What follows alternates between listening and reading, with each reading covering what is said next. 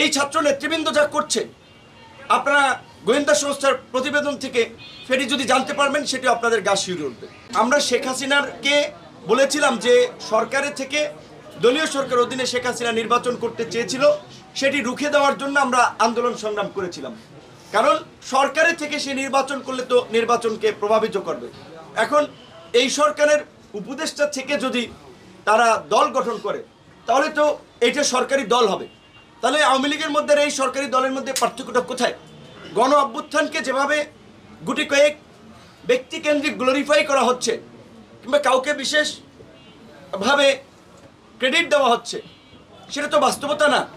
এই গণ অভ্যুত্থানে বিএনপি জামাত সহ বিশেষ করে এই গণ অভ্যুত্থানের তরুণরা যে ভূমিকা রেখেছিল, 18 থেকে যারা কুসংস্কার আন্দোলন করেছিল, তাদের কথা ওইভাবে কোনো জায়গায় বলা হচ্ছে না।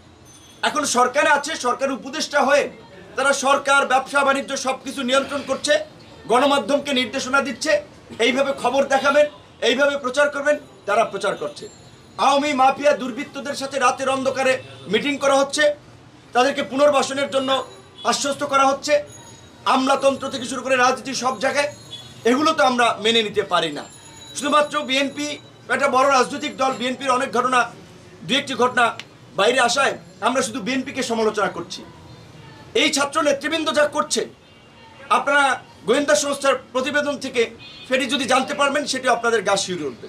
অবশ্যই আমরা চাই তারা ভালো রাজনীতি করুক, পরিশুদ্ধ রাজনীতি করুক, কিন্তু সরকারের থেকে তো সেটি সম্ভব না। এখন একজনের দল গঠন করেছে, একজন পদত্যাগ করেছে, বাকি দুজন তো সরকারে আছে। সরকারের বিভিন্ন মন্ত্রণালয়ে ছাত্র উপদেষ্টাদের তদারকি কমিটি আছে। সরকারের সাথে কাজ করায় স্বাভাবিকভাবে 3 উপদেষ্টার একটা ভালো নেক্সাস তৈরি হয়েছে। এখন তারা যদি একজন পদত্যাগ করে, দুজন তো আছে, এবং এই আন্দোলন কেন্দ্রিক বিশেষ করে এইখানে যারা উপদেষ্টা গঠন হয়েছে তাদের আমরা যে গত 6 মাসের ভূমিকা দেখেছি, এটা নতজানু একটা ভূমিকা। তারা ছাত্র নেতৃবৃন্দের কাছে জিম্মি ছিলেন অনেক ক্ষেত্রেই, কাজেই তারাও সক্রিয়ভাবে মেরুদণ্ড উঁচু করে অনেক সিদ্ধান্ত নিতে পেরেছে, অনেক কাজ করতে পেরেছে বলে এটা আমি মনে করি না। এটি যদি করতে পারতো তাহলে দেশের এই আজকে পরিস্থিতি 6 মাস পরে এরকম হতো না, এবং 6 মাস পরে সেনা প্রধানের বলা লাগতো না পাবলিকলি এনাফ ইজ এনাফ। এবং আমরা মনে করি যে সেনা প্রধান যে স্পিরিটের জায়গা থেকে কথা বলেছেন সেটি যথার্থ। তিনি সংকটের আঁচ করতে পেরে কথা বলেছেন যে আপনারা এগুলো বন্ধ করেন, দ্রুত সময়ের মধ্যে নির্বাচনের দিকে হাঁটতে হবে। এছাড়া এখন আর গতি নাই, দেশি বিদেশি নানান ধরনের ষড়যন্ত্র হচ্ছে, বিভিন্ন এই ধরনের একটা খোলা অবস্থায় বিভিন্ন গোষ্ঠীকে ব্যবহার করা হচ্ছে। তো সেই জায়গা থেকে ছাত্র নেতৃবৃন্দ সহ অন্যান্য রাজনৈতিক দল, আমরা 42টি রাজনৈতিক দল হাসিনার বিরুদ্ধে আমরা আন্দোলন করেছিলাম একসাথে। এখন অনেকে গিয়েছে, তারা সরকারে আছে, শুভেচ্ছা জানাতে আমরাও জানাই, এটাতে দোষের কিছু না।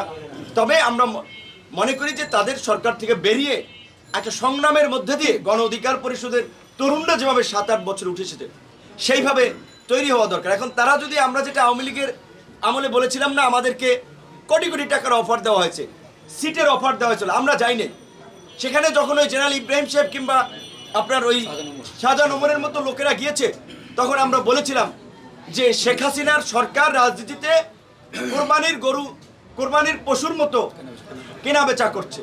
এখনও তো তাই দেখছি। অনেক মানুষকে, যে আমাদের দুজন নেতা বা 2-1জনের কথা বললেন, আরে তরুণ ছেলেকে যদি অফার দেওয়া হয়, তুমি ডিসি অফিসে সব তোমার অ্যাক্সেসে চলবে, তুমি কাজকর্ম করবা, তোমাকে এমপি বানানো হবে, 2-4 কোটি টাকা দিয়ে হবে, তুমি আমাদের সাথে আসো।